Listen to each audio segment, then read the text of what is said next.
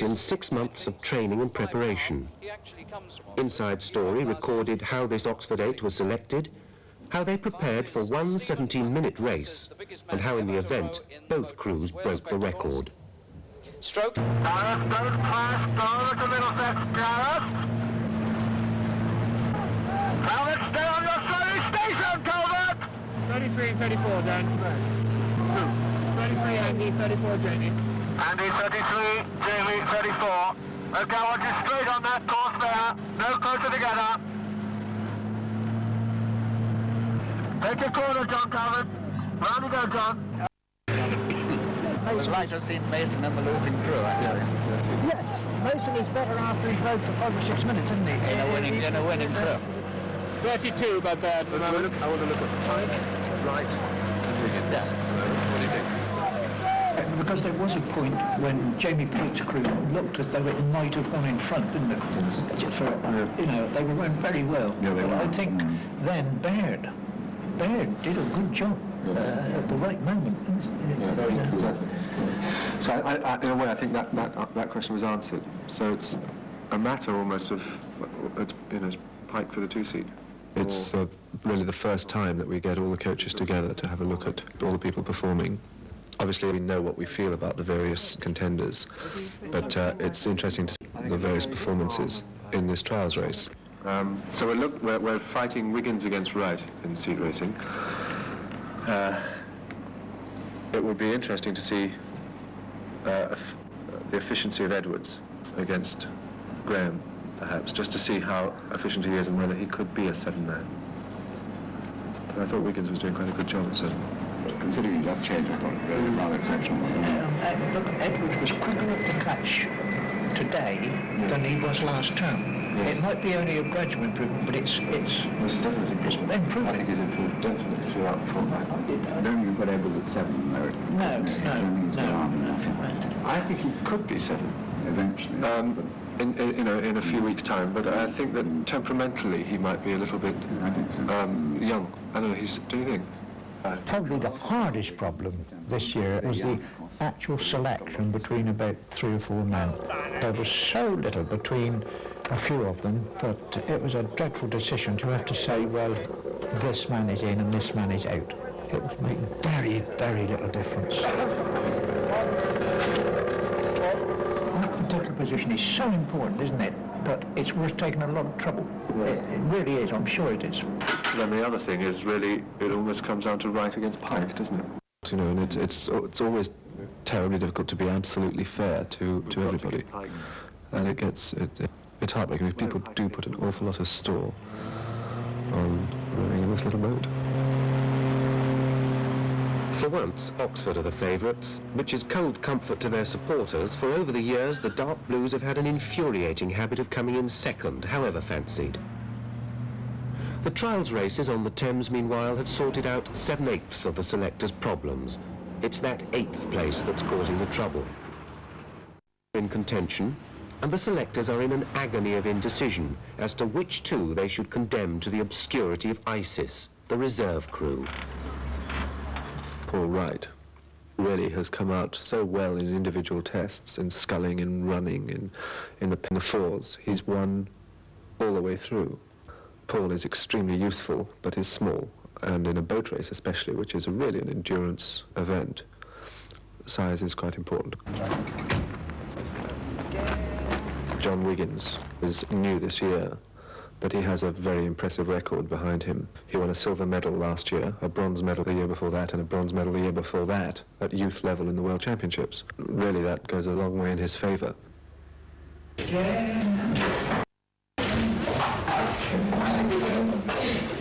And Jamie Pike. Jamie, incidentally, has only been rowing for, well, this is his 2nd year. He started rowing last year and was so phenomenally good. I mean, he moved straight into the stroke seat at ISIS. He's rowed very well last year and this year. In order to compare these last 3, 2 certain members of the crew stand down, and the remaining 5, plus the 3 contenders, are split into 2 boats of 4 each for what's called seat racing. The two crews race against each other, and then two of the contenders swap boats and they race again. In this way, the selectors can assess the effect of each man on the crew's performance. 5 seconds to go.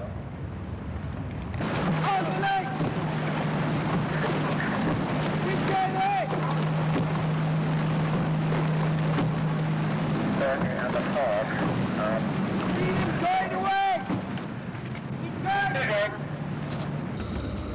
We'll change bowman. Sometimes you get a popular person with the squad doing better than an unpopular person because of the people in the squad pulling a little bit harder or a little bit less hard, depending on which one they're rowing with. But on the whole, you know, as it gets more and more tense and everybody is fighting for a place, they start forgetting who their loyalties lie with, and it can emerge very clearly who is the better man.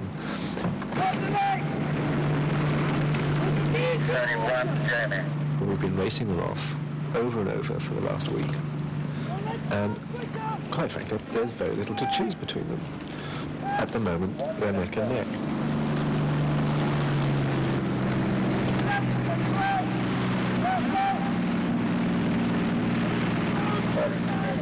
And the choice is going to be very, very difficult.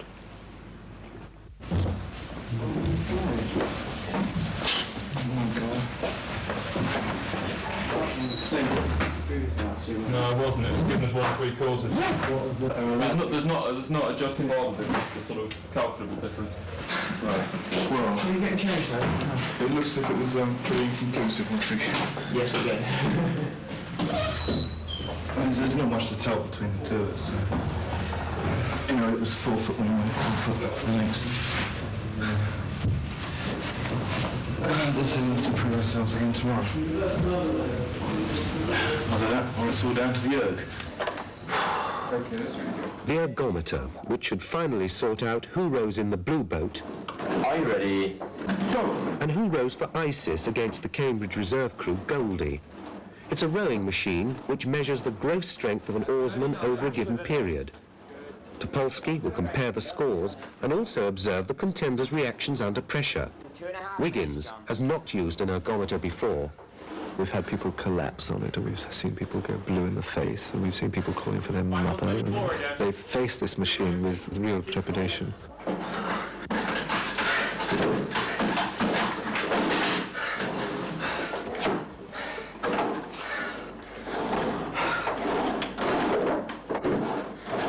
You're only a metre behind David Beake. Come on. Sitting back a little bit more. Cool it, John, cool it. Good rain. It's better now. Just a bit, every stroke. Make up for the bit you lost. 34, that's good. 34. 32.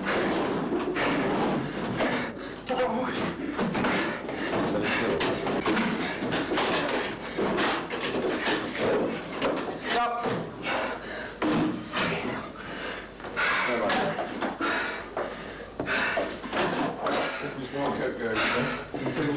I kept falling off the seat because the seat, when I got to the front of the slide, it was hitting the front and sticking there. I kept coming off the seat. When I was trying to go backwards, the seat was staying where it was. So that didn't help matters. Had I been on the seat, I could have done a lot more work in the time. 38. Half a minute to go. Let's go. 38 ball. Go. Let's go. Keep drawing him. Well, there we go. Okay, you're 2 meters up on him now. Let's go. 9. 38. Okay, you're faster. 3. 38. 2. 1. Go.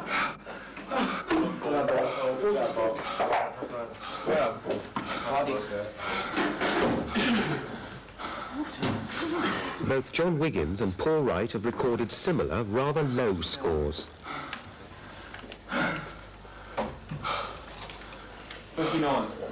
Well, I don't think I did quite as well as I could have done because I couldn't adjust the machine properly, and that annoyed me a bit. But I have to see what the coaches make of it.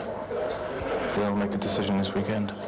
I'm going to set my sights on racing Cambridge, not Goldie. So I'll be very disappointed.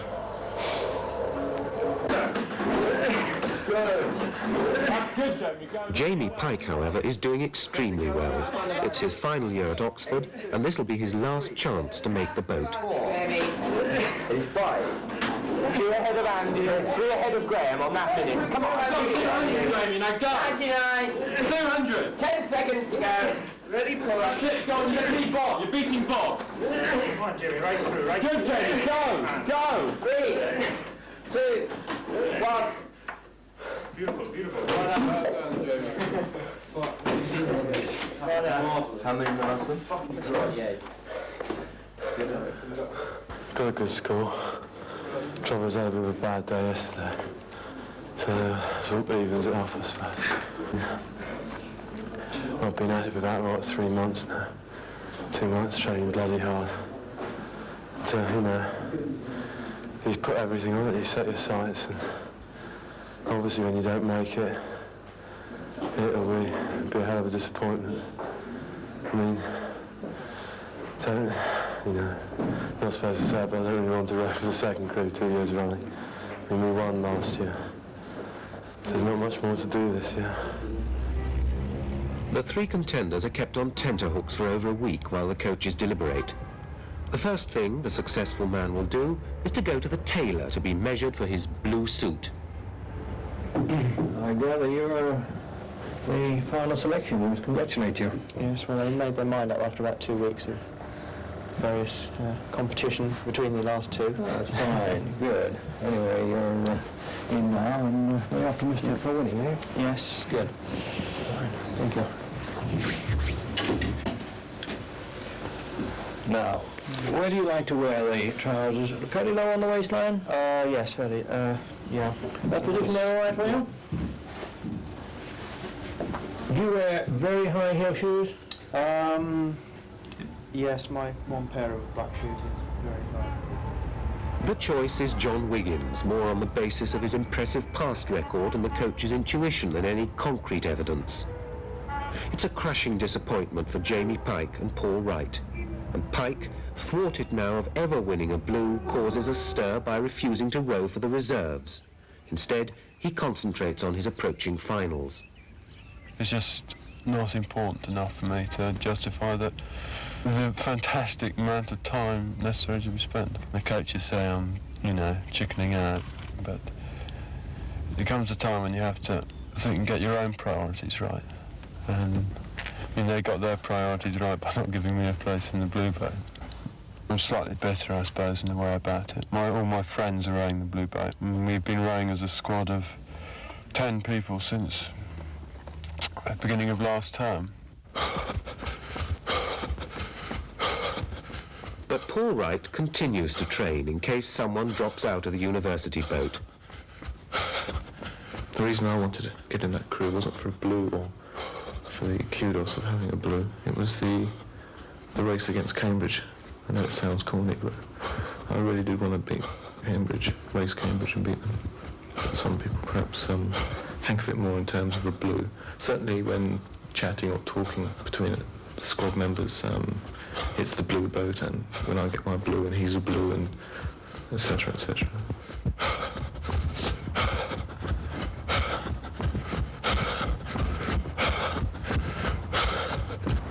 It's always been an ambition of mine to build the Oxford boat. It took me about 9 to 10 weeks to build, and there's not much difference between it than the standard 8, only in that it has the washboards and it's slightly deeper. It's 1'6" longer than usual because we have 2 inches longer in the stateroom to give them more room for their legs. They're using the same shoes as they used last year. It has adjustable slides so as they can come through. They can come through about that far. Oxford and Cambridge have a new racing show every other year. Oxford needed one particularly badly since last year's boat fell off its trailer. All that could be salvaged were the built-in shoes.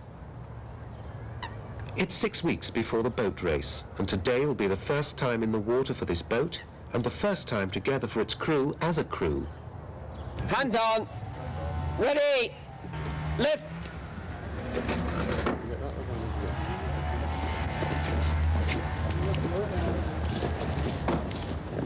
The launching is a very tense moment. Putting the boat into the water for the first time, you're very apprehensive because it's vital that you feel comfortable in your boat. So we're all a bit nervous about how the boat is going to run. Bunker heads. Ready. Lift. Look. Together.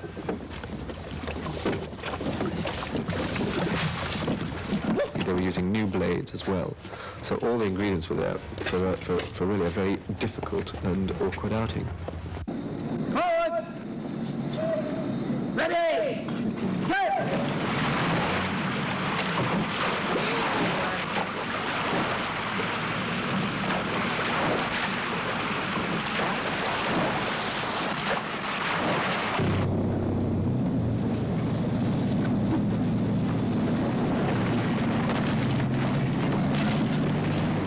I was a little bit apprehensive.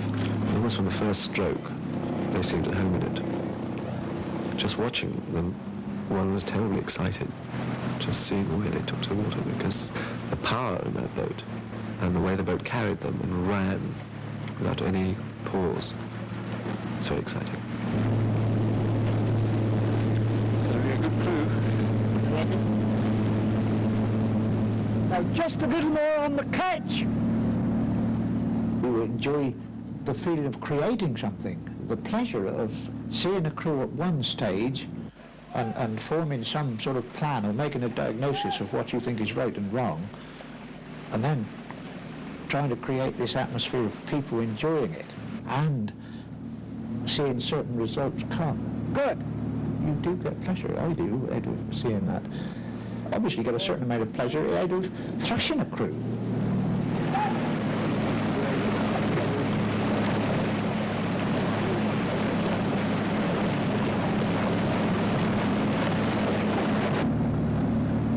For the next 3 weeks, they're going to do a lot of endurance work. They'll be working at quite low ratings, and they'll be doing long distances. It's the meat of boat race training. It's this toil. This is really what goes into training for the boat race. It's thankless. It's lonely. It's cold. It's a bugger. We're being a little bit tentative. David, you're up in there. Downstream. Meanwhile, 100 miles away on another river, the old enemy is improving by the day. Go, Cambridge! Go! Well done! We don't know a lot about Cambridge. All we do know is that they say that they're not strong this year. I mean, they say it all the time, and that makes me a little bit suspicious. I suspect that their crew will be much stronger than they have let on. We don't send spies back and forth. We just get reports. I have been known to scull in front of the Cambridge crew while they're preparing for their boat race, watching them very carefully.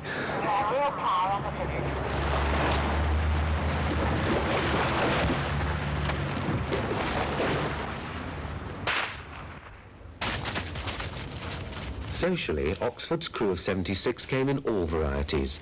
At one end of the spectrum was Bob Mason, an Etonian. Destined for the infantry, he spends his mornings with a gun on his family's 4,500-acre estate near Oxford. The previous year, he was on the losing side. I find I'm achieving something.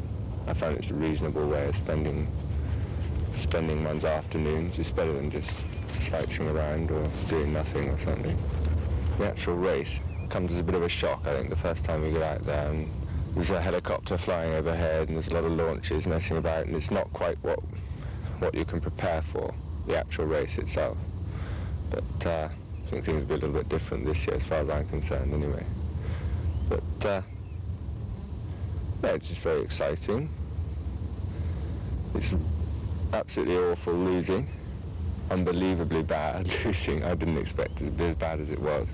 This year I hope to be up, and I'm sure it's going to be the most enjoyable 20 minutes of my life.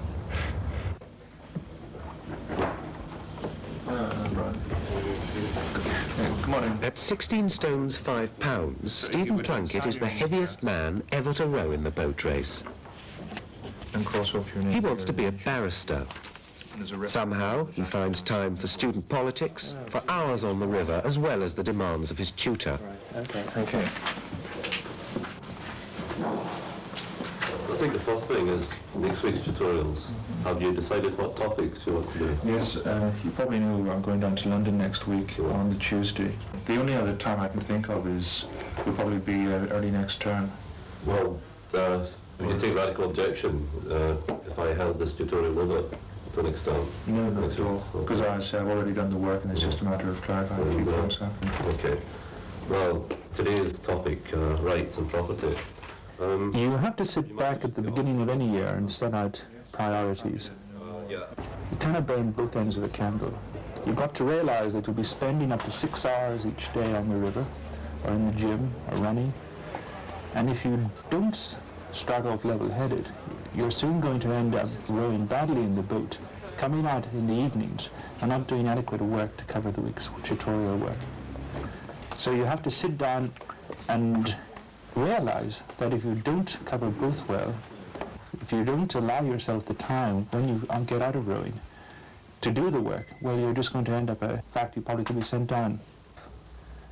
When I was a young child, I often thought the reason I would come to Oxford, I never entertained the thought of going to Oxford because the whole eclipse of my life was to go down to Trinity in Dublin. And I just passed this thought. I never told any people about it.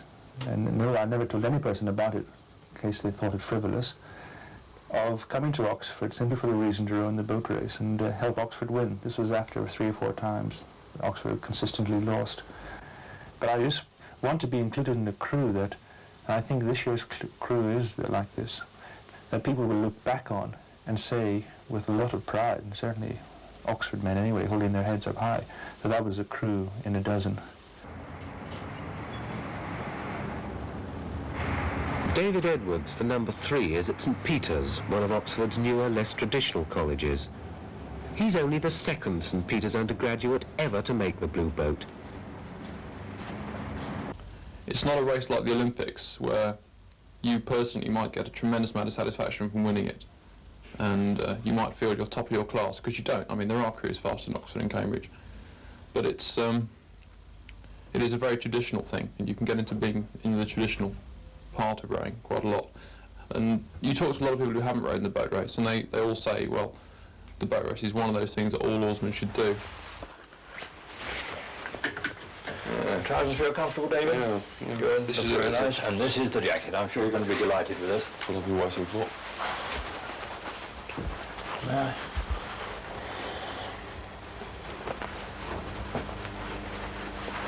There we are. Have a look. Yeah. Yes. Well, I suppose it's different.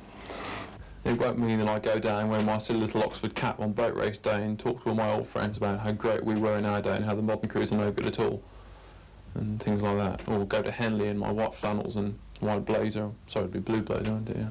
Blue blazer, and saying how great it was in the old days. It won't mean that. I've no wish to become an old blue. I think the very idea of being an old blue is very unpleasant. I do like these buttons, actually. They're rather good. But they're very old. They have to get them off old blazers and things. Yes, so I understand, yes. Hand them down. I suppose I'll have to hand them on eventually. I think if you want to go into merchant banking, it's probably a good idea to go blue under your belt. I don't think it'll do me much good. I want to go to medical school when I finish this, and I can't see anybody looking on a blue particularly favourably when you apply for medical school. It's definitely a worthy credit, a worthy thing to have, though I think it can be overestimated in many ways. I certainly would be proud to go down after this year and say I've got a rowing blue. Well, it won't make a difference to me. If it wants to make a difference to a prospective employer, fine. I've actually got my employment lined up anyway. I came to Oxford for academic reasons, because I thought the course was what I wanted to do, things like that. And once I got here, then it was the boat race became the thing to do. It wasn't sort of I came here to run the boat race. Hi, Steve. Oh, hi, Dave. How are you doing? I'm back.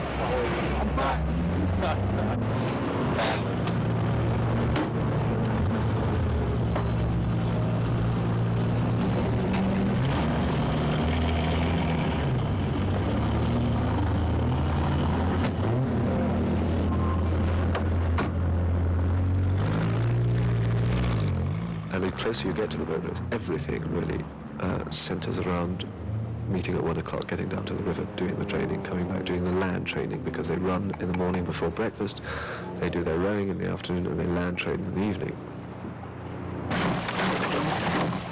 They're working tremendously hard.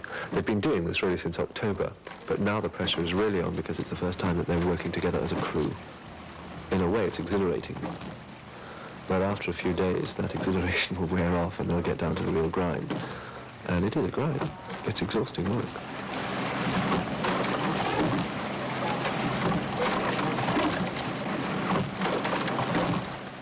Two hours of continuous effort. I mean, there's very little break in that. Then you're back to the training and you're working on land with weights for another hour and a half. Ready, go!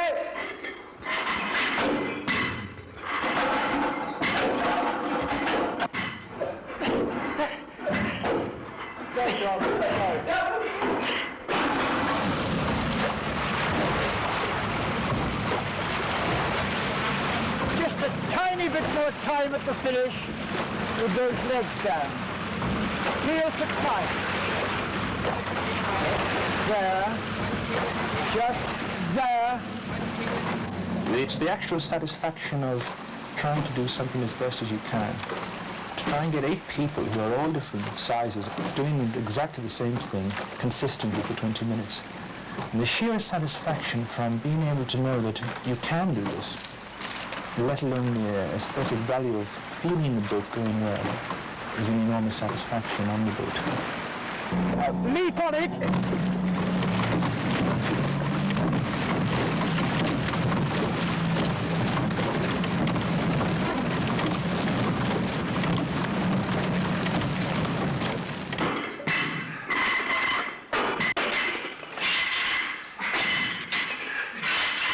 Full length. On the finishes. Striking weight. Now. Bending it on the finishes. Drawing it up.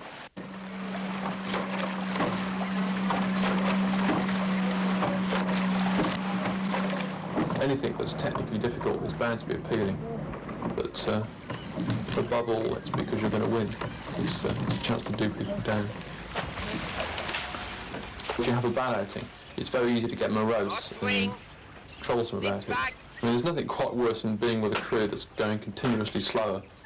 People get edgy, they start producing weird theories about what's happening, and they blame people and scapegoats appear. And when it's going fast, on the other hand, you know, there's a tremendous sort of we're the best sort of attitude, which is rather nice. I get tremendous pleasure from having a good outing. I mean, you can see it. I mean, if you go to dinner with the crew one night, if you've had a good outing, everybody's just that much more cheerful. It really does affect people that way. The crew eat enormous meals together every evening at their own table in Queen's College. While the others are champing their way through ravioli and casserole, the crew of 76 are gorged on grapefruit cocktail, œuf en cocotte, grilled salmon, and 16-ounce steaks supplied free by a magnifico of the meat trade to whom one of the crew is related. This is the one occasion where they all meet socially and where they start to form the relationships which may last a lifetime despite their varying backgrounds. You get all the crew blue on, it's great. It is very different from most dates I've ever rowed in. It's certainly very different from anything I've rowed in at school. But they're all nice people. I enjoy working with them, yeah. They're all hard pullers, and that's what matters. I mean, as long as they do that, it doesn't matter what else they do. There is a changed atmosphere because this college is sort of full of northern lads, and you get Geordies around the place, and you know you end up speaking Geordie after a day in the JCR.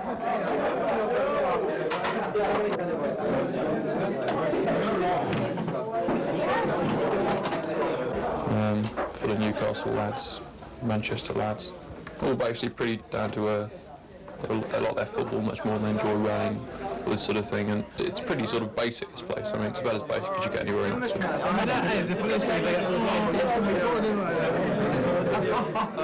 There was certainly a change from that going through to the boat race, which is still orientated around the public schools, and the accents are different apart from anything else. You notice that. But really, when you sit in the boat, everybody's exactly the same. And when we're messing about training, everybody's just the same. There's no difference at all. They're just great bunch of blokes.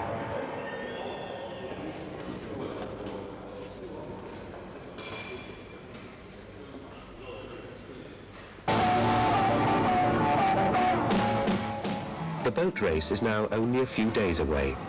Christopher Blackwell, assistant coach, has one final sartorial duty to perform. I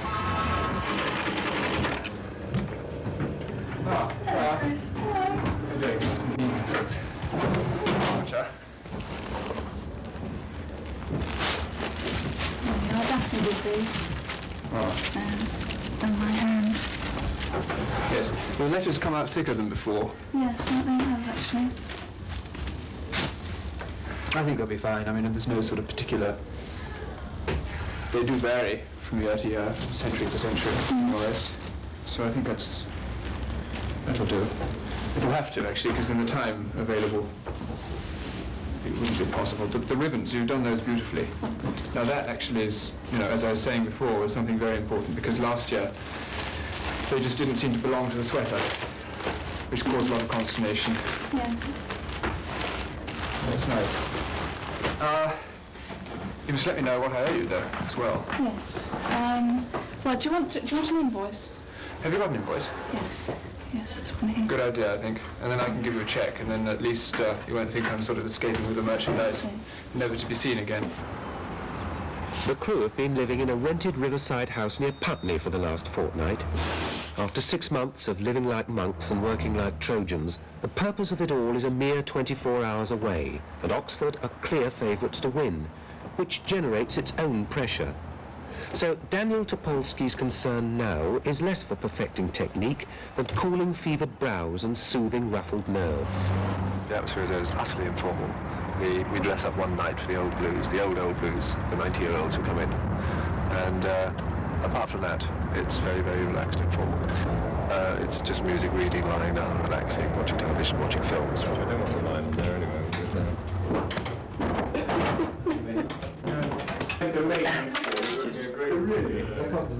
Girls are no problem at all. I wouldn't feel at all worried if I was to bring in 8 girls from Soho and they had a couple of hours to quietly do the job. It's going off chasing the girl, the emotional quarrels and the arguments and the worries. That's what's bad for them.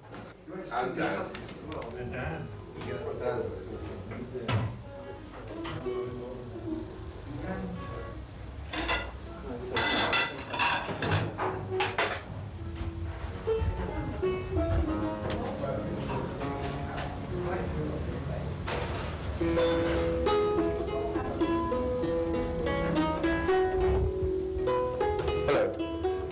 I'd like to send a telegram, please, to the President of the CUBC, and the message reads, the OUBC challenges the CUBC to a race from P to M on Saturday.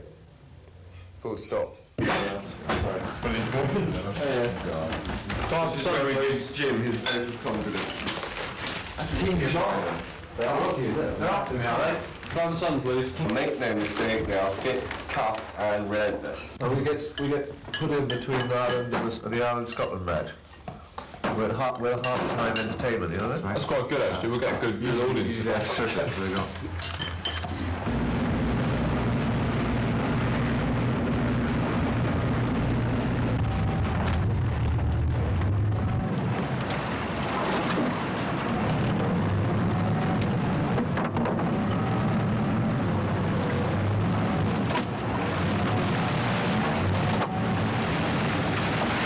Ladies and gentlemen, once again we have the Oxford and Cambridge University's boat race. and this year it's starting at 4 o'clock. As far as the race itself is concerned, on the river, of course, Thames Division will be responsible for everything afloat.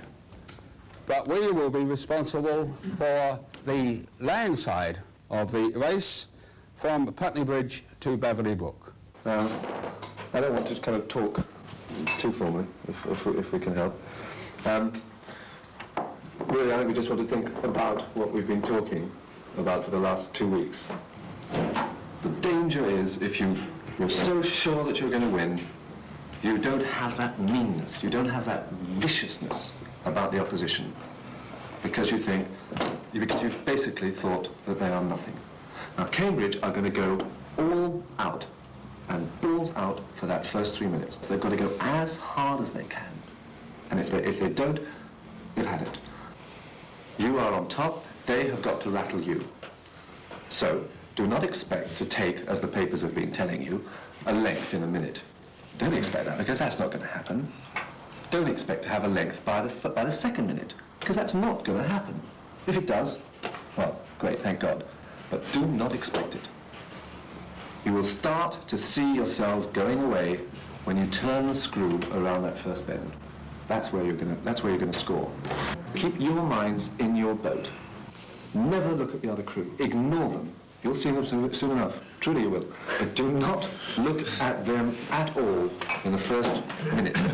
Ignore them in the first minute. You do what you know you can.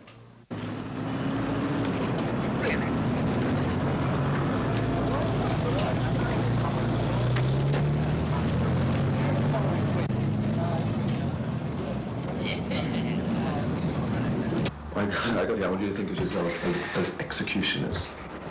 Cool fucking executioners. Because you've got their balls in your hand and you're going to squeeze each guy's balls and you're going to squeeze them. Each guy. From the moment we get into the bus and go on down there, you'll start to be kind of just carried through the event, you know? And there'll be I remember the first time I did it, I was in a bit of a daze.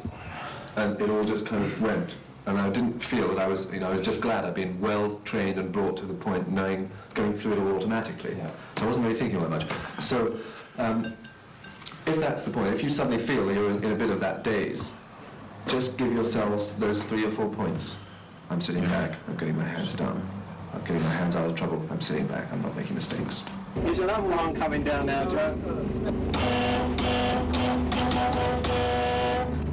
The river's closed. The river is closed. You can't go beyond. The bridge now, the river's closed now. You have to start this side of the bridge. Race down. Can't be following the boat race down when it starts. No, but you can't. Why is that? Well, there's only certain boats that are following the race.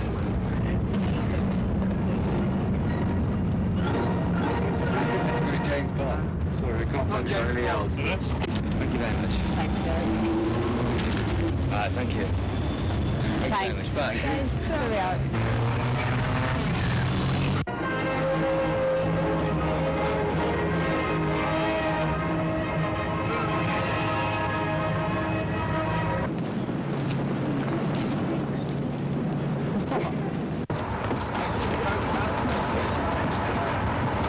Okay, you can relax now, boys.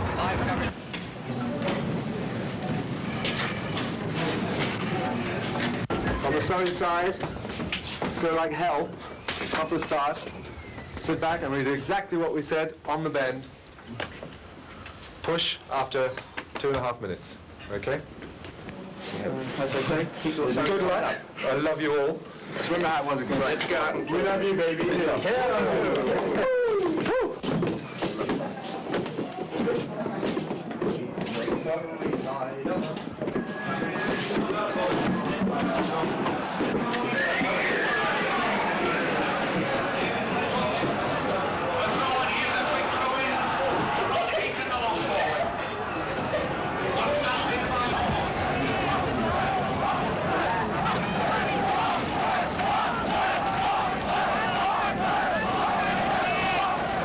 Up for an hour or more. You have to turn around and take a turn. You realise last year we got down to Kew and you stopped us, now we come up here.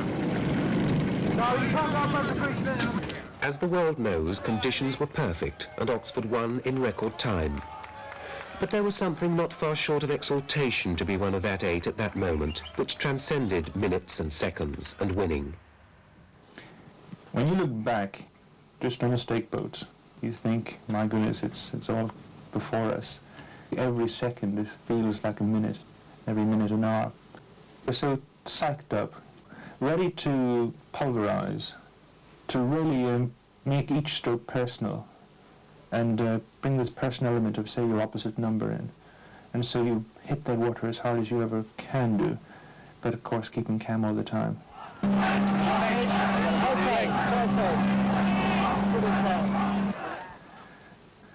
It's as if your whole life's dependent on those 20 minutes. You've got to go to the start being quite self-assured in yourself, in your crew, in your boat, in your coaches, and in this Oxford. Just sit back, use our weight, keep moving away, stroke by stroke. We're never happy until we've beaten them by 100 lengths.